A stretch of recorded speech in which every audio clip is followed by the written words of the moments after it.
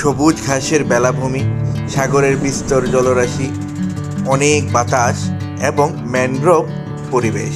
হ্যাঁ গাইস, বলছিলাম সীতাকুণ্ডে অবস্থিত গুলিয়াখালী সি বিচের কথা। হাতে অনলি 600 টাকা থাকলে ঘুরে যেতে পারবেন এই গুলিয়াখালী সি বিচ থেকে। এই ব্লগ জুড়ে থাকবে কিভাবে আসবেন, কোথায় খাবেন এবং কত টাকা খরচ হবে। ঢাকার কমলাপুর থেকে 135 টাকার টিকিটে মেল ট্রেনে আপনারা সীতাকুণ্ড চলে আসবেন। ট্রেনের জানালা থেকে সবুজ প্রকৃতি, দূরের বিশাল বিশাল পাহাড় এবং মনোমুগ্ধকর ভিউ দেখতে দেখতে আমরা সীতাকুণ্ডের দিকে চলে যাচ্ছিলাম। প্রকৃতির যত কাছেই যাওয়া যায় ততই মানুষের মন ভালো হতে শুরু করে। তাছাড়া ঢাকা থেকে 400 টাকা ভাড়ার নন এসি বাসেও আপনারা সীতাকুণ্ড আসতে পারেন। নাস্তা করি সীতাকুণ্ড বাজারে, খরচ হয়েছিল 50 টাকা।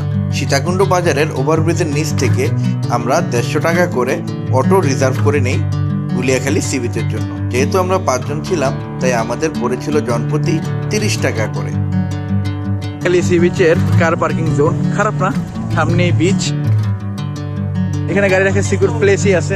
সামনে আমরা বিচের দিকে চলে যাব। এটা হচ্ছে হাফ, এয়ারপোর্ট থেকে হেঁটে বা নৌকা করে আমাদের যেতে হবে। বিচে যাওয়ার সময় অনেকজন আচারের দোকান দেখা যায়। বলবেন না, তারা পড়ে চলে যান। বোটে কত করে? 20 টাকা না 30 টাকা? 150 টাকা মামা। এই চিকন রাস্তা দিয়ে হেঁটেও আপনারা যেতে পারেন, আর ওই পাশে বোট আছে। এই বোটের ভিতর দিয়েও আপনারা চাইলে 50 টাকা জনপ্রতি দিয়ে যাওয়া যায়। তবে বোট না বললে তারা ছাড়ে না, এজন্য একটু সময় নষ্ট হয়। যাওয়ার পথে এরকম ছোট ছোট অনেকগুলি আচার, চকলেট এরকম তো আছেই। আর ওই যে দূরে গুলিয়াখালী সি বিচ দেখা যাচ্ছে। তো guys, welcome to my channel. এখন আমি বর্তমানে আছি হচ্ছে গুলিয়াখালী সি বিচ। এই হাঁটার রাস্তাটাই একটু পিচ্ছিল টাইপের সামনে।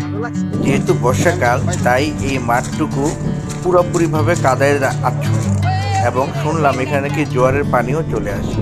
বহুত কষ্ট করে আমরা এই কাদার ভিতর আচার খেতে খেতে এবং সামনের দিকে এগিয়ে যাচ্ছি।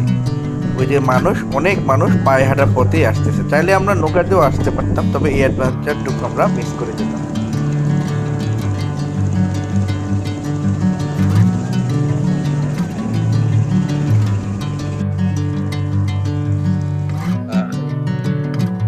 আমার পরিচিত আপনজনদের কত কষ্ট,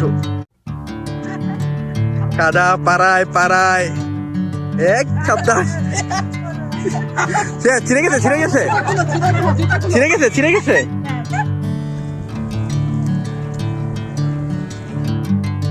এতটা স্লিপারি রাস্তা, আসলে মোটামুটি ভালো স্লিপারি রাস্তা।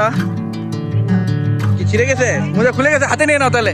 পিচ্ছল কাদামাটি এবং শ্বাসমূল এগুলো পার করলেই সামনে চোখে পড়বে চমৎকার সবুজের বেলাভূমি।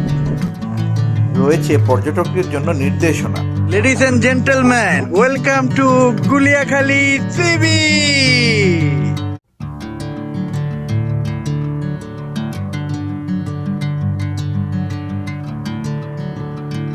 গাইস, এই হচ্ছে এখন গুলিয়াখালী সি বিচের বর্তমান অবস্থা। ওই যে ওখানে মানুষজন গাছের উপর বসে খেলা করতেছে। এখানে আস্তে আস্তে জোয়ারের পানি আসতেছে। ওই যে দূরে জোয়ার।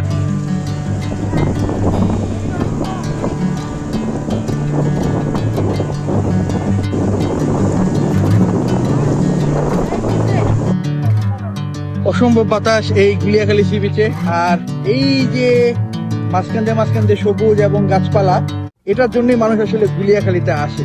আসার পরটা দুর্গম। এই যে সামনে হচ্ছে বিশাল বড় সমুদ্র, সবাই এই যে সমুদ্র শ্বাসমূল।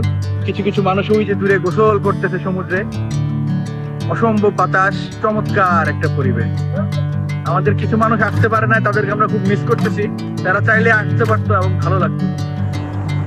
অসম্ভব বাতাস এবং সাথে সাগরের গর্জন, এ যেন মন এবং আত্মাকে পুরাই প্রশান্তিতে ভরিয়ে দেয়। এই সময়টুকু এই গুলিয়াখালী বিচের আমার সবচেয়ে ফেভারিট সময়ের ভিতরে একটা। আমি এই সময়টাকে এনজয় করতেছি। Let's enjoy some cinematic view.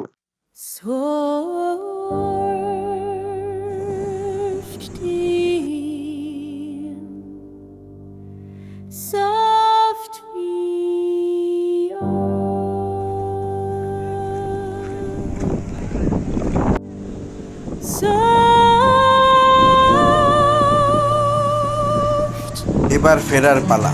ফেরবো এবার বোটে করে। বোট ভাড়া পড়েছিল জনপ্রতি 50 টাকা করে। এই বোটে করে ম্যানগ্রোভ চ্যানেল দিয়ে আমরা গুলিয়াখালীর এন্ট্রি পয়েন্টে যেতে সময় লাগে 10 মিনিটের মতো। তবে জার্নিটা কিন্তু খুবই চমৎকার। দুই পাশে ম্যানগ্রোভ বন, মাঝখান দিয়ে খাল চলে গেছে এবং পরিবেশটা ছিল খুবই চমৎকার। তবে হ্যাঁ, ট্রলারের আওয়াজটুকু একটু বিরক্তিকর, কিন্তু চারপাশে পরিবেশ কিন্তু খুবই চমৎকার। তো এই বোট জার্নিটা আমরা সবাই মিলে এনজয় করতেছিলাম। একটু কথা, আমাকে যদি কেউ জিজ্ঞেস করে পায়ে হেঁটে বেঁচে যাওয়া ভালো না বোটে করে যাওয়া ভালো, আমি বলবো বোটে করে যাওয়া ভালো। কারণ পায়ে হেঁটে যেতে গেলে যে পরিমাণ কাদা এবং শ্বাসমূলের বিপদের ভিতরে পড়তে হয়, তার থেকে এই বোটে যাওয়া অনেক ভালো। দেখতে দেখতে আমরা পৌঁছে গেলাম। গাইস, ওই যে দূরে পাহাড় ঘুরে দেখা যায়, আর এখানে প্রকৃতির এক অমিল বন্ধন। গরু ঘাস খাচ্ছে, দূরে পাহাড়, সুন্দর প্রকৃতি। সুবহানাল্লাহ। গাইস, এখন এত বাতাস, কথা তো শোনা যাবেই না, তাও আমি সাগরের পাড়ে যাচ্ছি। এই জায়গাটা আসলে অবশ্যই আপনাদের অনেক অনেক ভালো লাগবে। প্রকৃতির পাশে আসলে কার না ভালো লাগে। তো বিদায় নিচ্ছি হচ্ছে এই গুলিয়াখালী সি বিচ থেকে। আল্লাহর অসংখ্য সুন্দর সৃষ্টি। আবার দেখা হবে এরকম কোন নতুন সুন্দর জায়গায়। ততক্ষণ পর্যন্ত টেক কেয়ার, আল্লাহ হাফেজ, বাই বাই। লিহান ইসলাম ব্লগের সাথে থাকবেন, লিহান ইসলাম চ্যানেলের সাথে থাকবেন। আর আমার এই ভিডিওটা যদি ভালো লাগে অবশ্যই আমাকে লাইক, কমেন্ট এবং শেয়ার করবেন। এই যে জোয়ার চলে আসতেছে। টেক কেয়ার, আল্লাহ হাফেজ, বাই বাই।